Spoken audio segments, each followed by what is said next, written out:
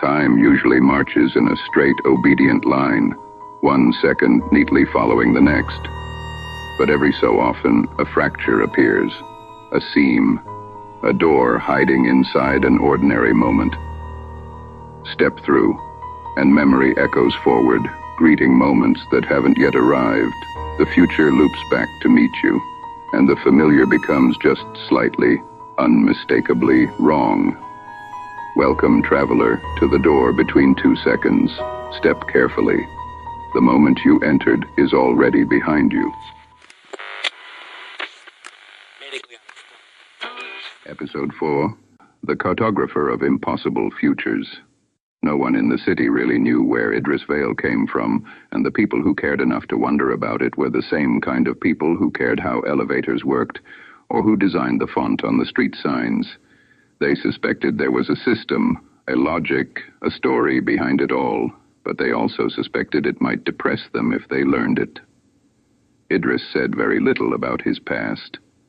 On the rare occasions he did, he'd shrug and say, "I tried a few lives already. They were poorly optimized."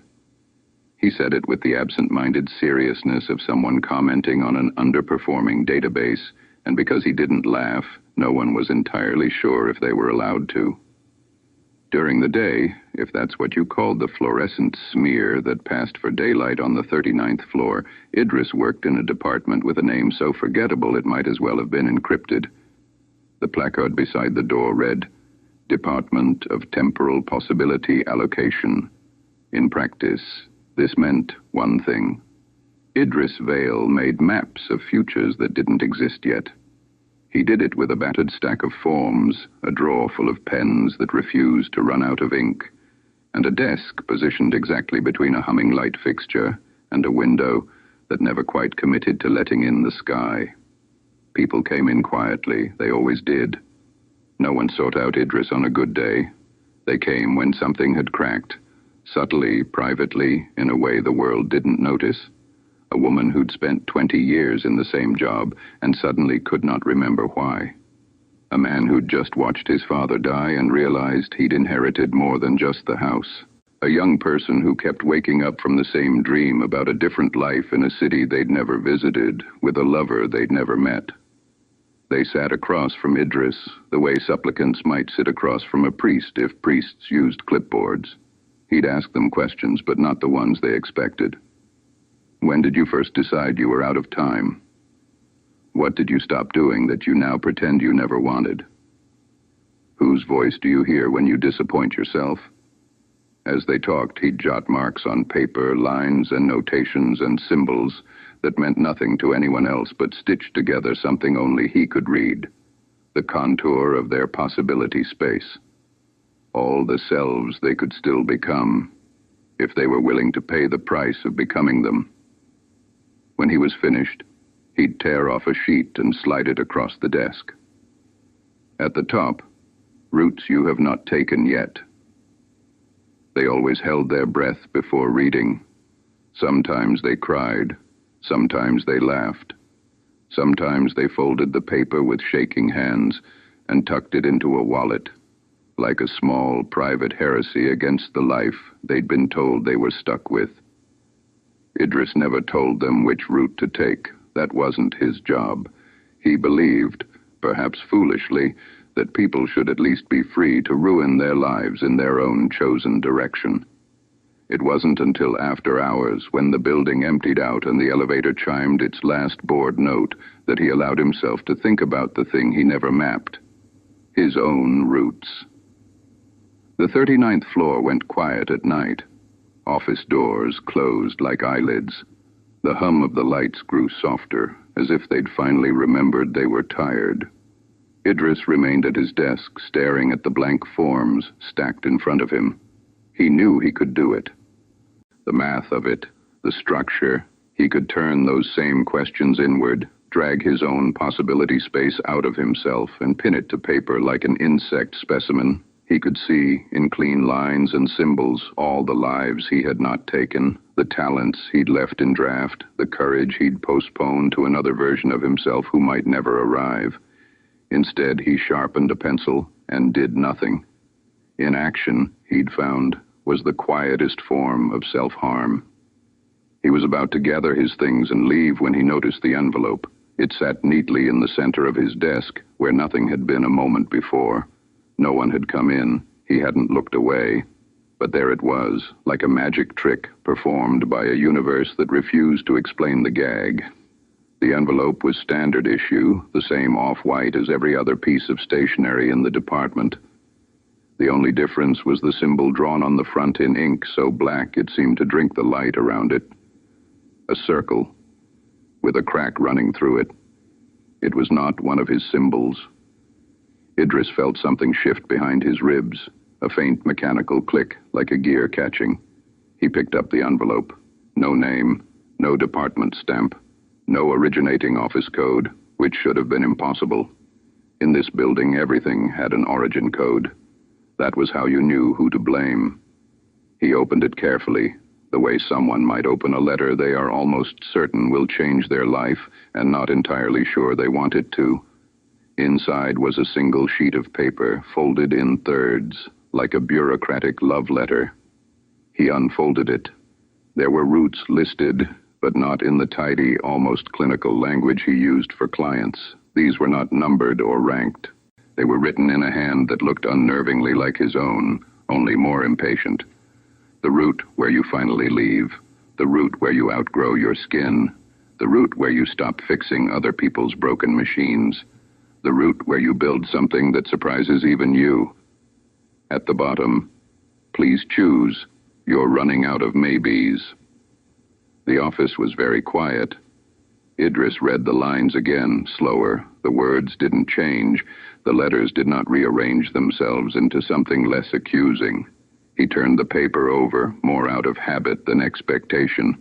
New ink faded into existence, letter forms emerging like bruises. Your current trajectory is unsustainable. Please correct course.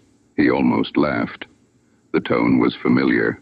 It was the same tone he used in his notes to upper management when their policies contradicted physics or basic human psychology.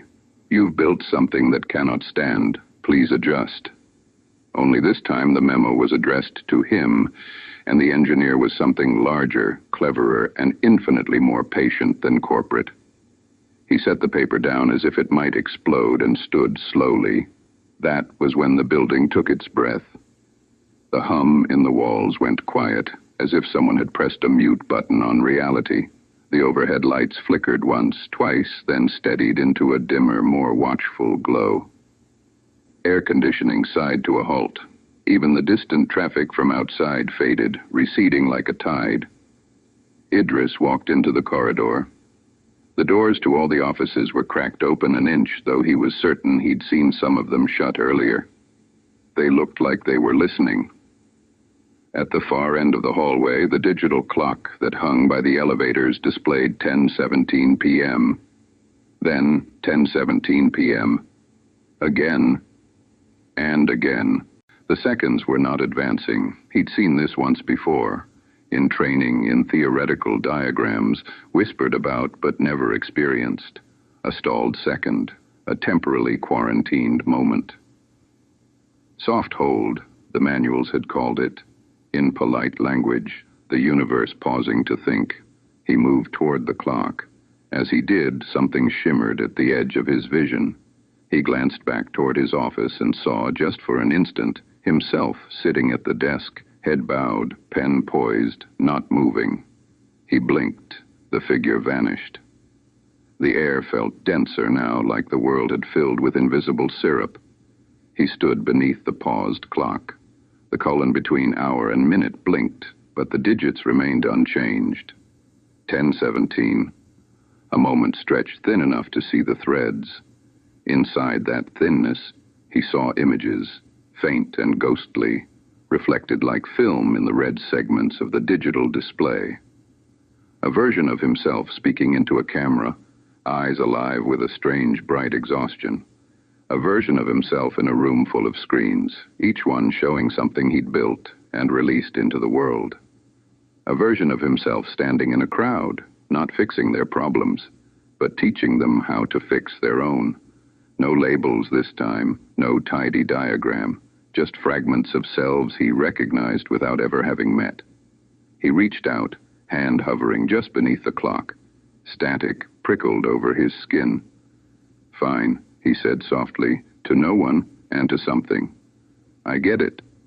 He placed his fingertips against the plastic. The world lurched like an elevator catching on a cable. Lights flared. The hum returned. Somewhere, a printer started complaining about low toner. The city came back into focus, as if it had merely been holding still for a photograph. 10:18 p.m. The second had rolled over. Idris let out a breath he didn't realize he'd been holding. His hand tingled. When he returned to his office, the map on his desk was gone. In its place was a single blank sheet of paper and one of his pens. No routes, no instructions, no threats. A blank page. He stared at it for a long time, waiting for words to appear. None did. In the end, he didn't fill it that night. He folded it carefully, placed it in his coat pocket, and went home.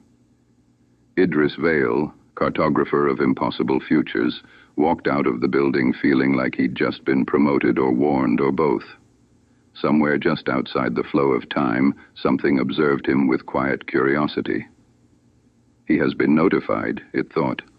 Let us see what he does with that. The blank page rested against his heart like a very small, very patient door.